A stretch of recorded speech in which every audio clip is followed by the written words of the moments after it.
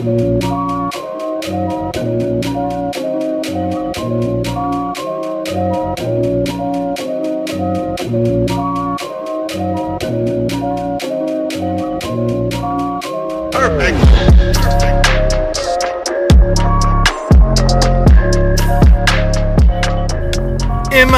International.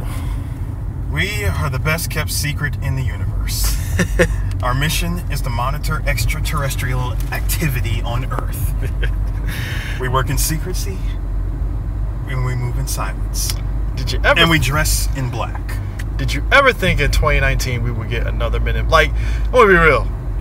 After the animated series and then MiB 3, I just never thought we were gonna get another one because the franchise always had the Will Smith allure to it. I didn't think we would get another one. Yeah, I really didn't think we were gonna get another one. Yeah, I mean, because the thing of it is, to me, when it comes to Men in Black, it was always the Will Smith was the face of the franchise. He was. And I mean, even, which, low-key, lowest of low-keys, folks, watch the MiB cartoon. Yeah, MiB cartoon is really good. Because what I love about MiB International, I watched the cartoon, and the cartoon implied, like, there are other MiB, like, places around the world. You know, so I like that. When they say MiB International, I know a lot of folks are like, so this is a reboot. I'm like, no, this is... No, it's just another kind sequel. It's just another story elsewhere. You could say it's a sequel, but, like, you can basically say it's a story taking place elsewhere. Well, it's a sequel in the franchise. Yeah, sequel to the franchise, but it's a different story elsewhere. It's not like, oh, it's tied into MiB 3, so you remember... No, you don't. No. Hell, you don't even have to watch the original Men in Black movies. You can just jump straight into this one. There are nods, of course, to winks and nods. Winks and nods to the previous MiB movies, but that's not important. What we're talking about is this movie, which surprised me. Very well done. Yeah, second movie, you know, first Shaft and then now this and stuff. And I'll say with the MiB International, I was excited just because like I said again, I love the series, so it's kind of like, oh, well, we get another Men in Black movie. And we got Chris Hemsworth and Tessa Thompson. Like, all right, cool. Chris Hemsworth, who was fresh off Endgame. Both of them fresh off Endgame. So it's like they go from a movie that ended on a fairly good note despite the casualties, and they get to team up again. Might as well say this is like the Thor Ragnarok team up again. It is. It's another team up. And let's just be real, because of how this movie played out, could we see, well, not to spoil, but could we see them making another Men in Black with them too? There's a possibility they could. And I will be 100% for it because, I mean, look, if you watch Thor Ragnarok, you saw both of them had pretty good chemistry with one another and stuff. Chris Hemsworth, again, I think, I'm not going to say since Ghostbusters, I would say prior to that, he's always had good comedic timing. And it seems like he's leaning heavily on the comedic aspect of it. He can be serious when he needs to, but like he's leaning heavily on the comedic aspect of it. So Chris Hemsworth was great in this movie. But Tessa Thompson was pretty much the one that stood out just as much as, because she was really good. I mean, could you say that she was the face of the movie? Yeah, she was the straight man to Chris Hemsworth's like funny man. Yeah, kind of like actually she was kind of like Tommy Lee Jones-ish. Yeah, a bit. It's like it would be more like if Will Smith was playing the serious role and Tommy was making funny. Like Tommy was playing the funny role. Yeah. And the kicker is that the roles are reversed this time around because Tessa is like the inexperienced one, even though she knows some shit, and Chris Hemsworth is like the veteran, you know, just 007 of MiB essentially. But to Tessa's credit, she's at least knowledgeable and takes her job seriously, whereas Chris just goes in it like, hey, you know what? Trust your gut. I'm firing from the hip. Which we find out, like I said, not spoiling and stuff, we find out why that is. And it's like, oh, okay, that makes perfect sense. And it's not what you think. And it's not what you think. The movie does play a little bit in terms of throwing you off. They throw some red herrings in there, which I'll admit, I bit on the red herring, and I was like, oh, I was wrong. Gotta love all the surprise twists that show up in this movie. Oh, yeah. But the basis of the movie is essentially... Tessa Thompson's character, she plays Molly. Yeah, Molly, right? Yeah, Molly. Yeah, Molly.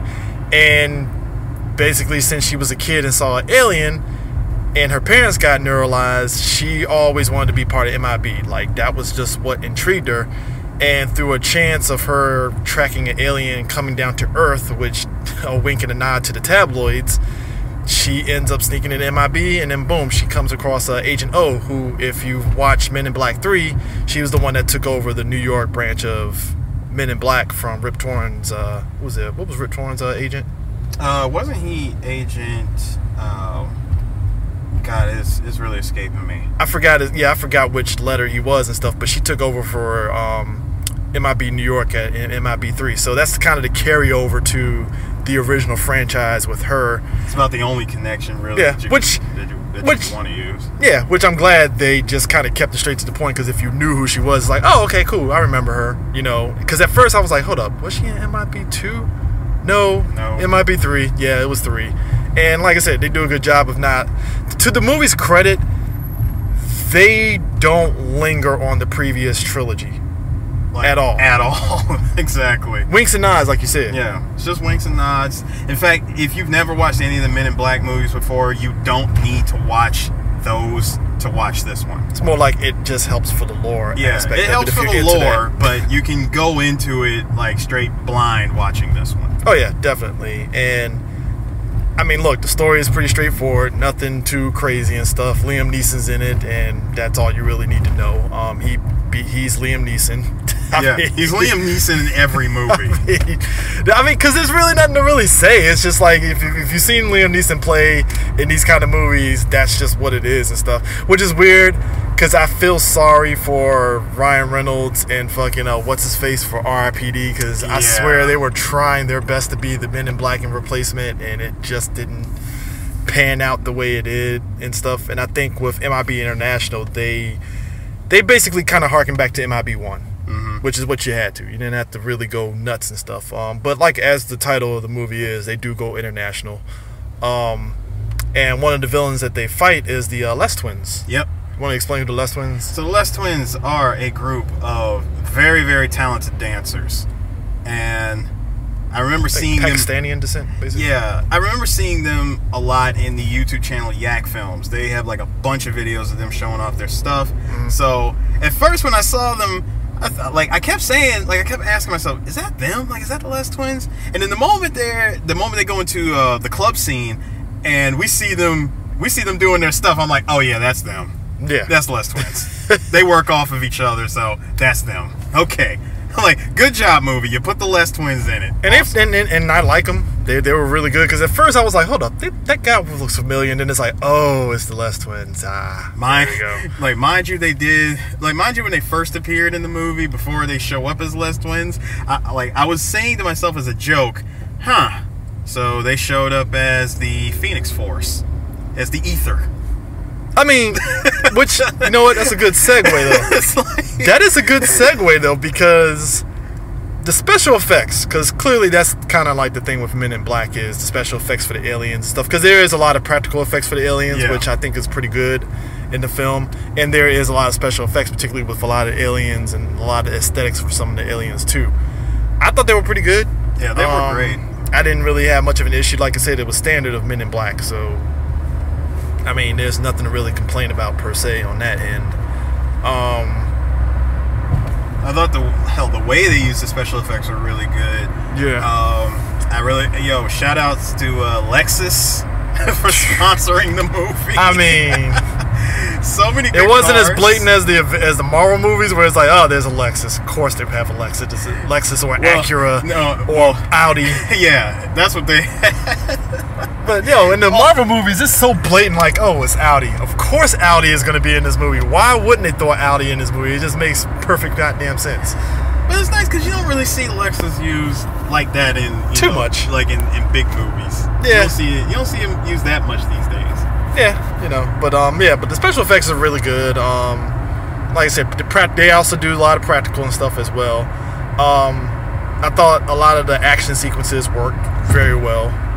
Particularly like the beginning sequence with Liam and Chris fighting the Hive and such. Just the whole overarching thing of like, because MiB has always done this thing where they take a monument or they take a famous like landmark, and there's something like kooky involved with it, alien tech wise, and they're able to kind of like make it seamless with it instead of like, oh, that's kind of like It throws you off a little bit. Which is to be expected. I mean, I wouldn't be surprised if they did an MIB in DC and hey, something's going on with the monument.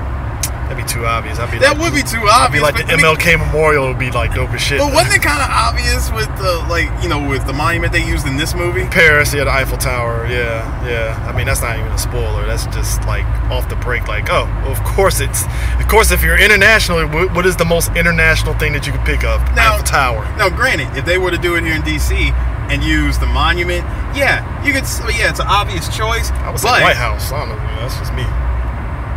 Yeah, but I would like to use the monument. I don't know why. Like, just use the monument, but put together a clever story of how it became a part of the MIB world of aliens. True.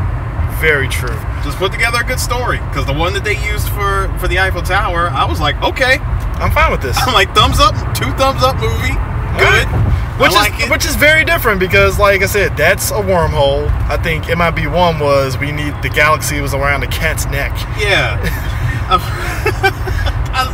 Yo, shout outs to MIB 1. I still love that movie. 2 was about a plant, and Rosario Dawson was like the golden child, essentially, and stuff. 3 was, time travel. All right, cool. I'm fine with this, But yeah, this was a little, like I said, again, standard quo of what you expect out of Men in Black and stuff. I am curious if they can go more broader on the international appeal, maybe, or go across America in the second one. I don't know, but they did kind of leave it like open for interpretation of what they can do next. Because to be honest with you, with Men in Black, you can make it kind of an anthology like the TV show was. Yeah, you could. I mean, even though the TV show had like story arcs and stuff, but you don't really have to be like, oh well, we have to do a sequel, let's bring the game back. It's like, no, you can bring Tessa Thompson back, you can bring Chris Hemsworth back and stuff, but you can also maybe bring them back in a small capacity and bring somebody else new. You can do those things and stuff, but I would rather see Chris and Tessa come back again. Oh, we need that. I always feel like if you're gonna do like an anthology or like a series of movies, I would say, you know what, a good trilogy. Just make it 3. Yeah. Like, give each, like, team-up characters 3 movies. Yeah. Then pass on to another team. Oh, yeah. I mean, that's, again, all these alien species. I mean, shit, I would like to see a Men in Black where they're in space. That'd be interesting. That'd be dope. I mean, not to spoil, but we almost got that with this movie. Almost and stuff. But, yeah, like, the whole basis of them is basically trying to figure out what the Les twins want and kind of figure out everything. Like I said, not spoiling anything, but like I said, the spectacle of all the alien species that you see. I mean, look, there was an alien where it was a beard. A beard alien. We're just gonna leave it at that. There's a beard alien, and he was funny. It was hilarious. The little alien, I think he Pawnee. Pawnee, who was voiced by what was the guy's name? Hold on. I can look it up. Yeah, look that up because because I think it was the guy that was in The Big Sick. Yeah, Kumai. Okay. Yeah, Kumai. Yeah. He's the guy from The Big Sick. Like he stole the show easily as Pawnee. Easily. I mean, so yeah, he stole the show. I did like the special effects for him. It kind of reminded me of the little guy that was inside the dude's head in Men in Black 1. Yeah. Which, I mean, I need more of those kind of things because the idea of little alien creatures just kind of like, oh, they're walking around and stuff. Right. They did do a little homage to Frank the Pug. They did do it. Yep. Yeah, so that was cool. We got the worms. We got the worms. We got nods and callbacks to the previous films. So yeah, that's all you needed and stuff. I mean, hell, there was a painting of J&K. I definitely wanted to point out I would say the way that they shot like a lot of set pieces. Like the marketplace thing was pretty dope. The marketplace in Marrakesh was nice. The scene, I would say there was this over, like this. God, what was it? Not this over. Sorry, not overpass. There was this really, really sick looking establishing shot of the fortress. Oh yeah. When I saw it was a wide shot, and I'm like, yo, that was a beautiful shot. You know, they got some good shots. Cause hell, even the shot of them rolling up to the Eiffel Tower was pretty nice. Yeah, that was another good one. That's another good thing you really like. If like, yo, shout outs to the to the cinematographer for this. Excellent job with that. Yeah, I mean, really good shots, sound production, the music in the club scene I liked. Yeah, it was good. I mean, that, like, I really need to seek out what that song was. I know, right? I almost broke out my phone and, like, pulled out Shazam. If they didn't sit there and threaten to kick your ass out the theater, I was about ready to bust out my phone like, yo, Soundhound, do your work. I was about to pull out Shazam, like, find it now. Yeah, but the sound was actually pretty dope in this movie. It's funny because, like, a lot of the music that they used was kind of like Men in Black typical. Yeah. Like Men in Black, since the first movie, had a theme and they run with it. They don't change up anything or anything like that. And like I said before, I think this is one of those movie films where it proved, like, well, you didn't really need Will Smith like we thought. No, it needed. So yeah, because I mean, for the longest time, everybody was like, man, if they do another Men in Black reboot, you know, they're gonna get Will Smith back, you know. But it's like, no, you can still do Men in Black with different people. You don't need Will Smith, you know, as long as you get some actors that are gonna have fun with the material. Boom, there you go, you know. So, which is what everyone did. Yeah, I believe everyone had fun with it. So, where are you sitting at grade-wise on this? You know what? Just off of the production, the timing, and everything, I'm gonna give this movie an 8. Yeah, I said an 8 too. Yeah, I'll give it an 8. Definitely worthy of watching this weekend. This summer has been interesting in terms of the amount of movies, because it's not to say, again, I was expecting much out of Men in Black International. I was like, let's see how it goes, and I'm like, oh shit. I mean, because if there's anything that Men in Black is known for, yeah, it's you know, sci-fi and like sci-fi, like action film, but at the same time, it's the comedic timing. Oh yeah, they hit the comedic. You know what's funny too? This is a movie directed by F. Gary Gray, and it doesn't feel like the typical F. Gary Gray movie. This is the guy that did Fast 8. This is the guy that did Straight Outta Compton. What was the other movie he did? Friday. Yeah. Like, all those movies, there's a style to F. Gary Gray. You can tell, okay, this is an F. Gary Gray movie. When I watch this movie, I'm like, this doesn't feel like an F. Gary Gray movie. That's what surprised me. Like, and it threw me off.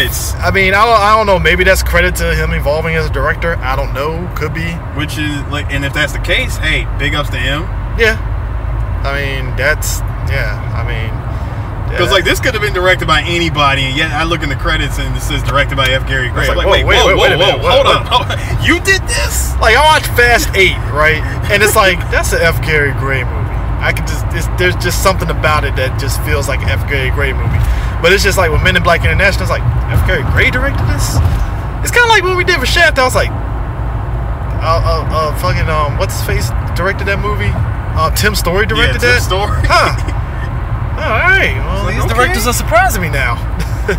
So, I mean, yeah. So, yeah, 8 out of 10. Solid movie and stuff like that. I think folks are going to really enjoy it. They'll definitely like it. This, like I said, this has been a very stacked summer with movies. And like I said, R.I.P. Dark Phoenix, man. Sorry, man. Can we not bring that up? I wasn't even trying to, but I was like, dear God, man. This is like stacked competition this summer. Jesus Christ. I mean, look, we already knew that movie was going to get, like, murdered in the box office. I mean, and we got Toy Story coming up too. Toy Story's coming up. Godzilla's sitting back in the freaking 50 million club like, hey, how's it going?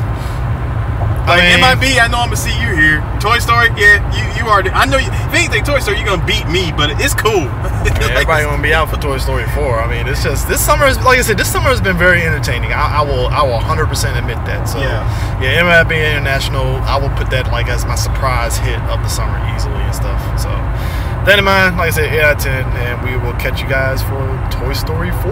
We done. Yep.